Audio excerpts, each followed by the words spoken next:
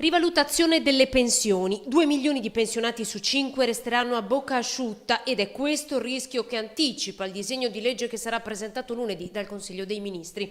L'idea è quella di restituire ai contribuenti italiani i soldi delle rivalutazioni bloccate attraverso mini rimborsi per fasce di reddito. Rimborsi pieni oppure all'80% o al 60% per fasce rispettivamente dai 1.500 euro, 2.000 e 2.500, con il beffardo risultato che i pensionati da 700 euro al mese per ora resteranno a bocca asciutta.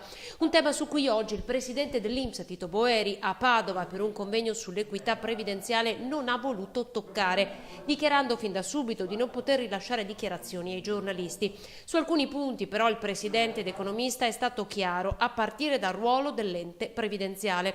È forte ed è legittimo il sospetto che siano stati dati trattamenti di favore ad alcune categorie di persone rispetto ad altre.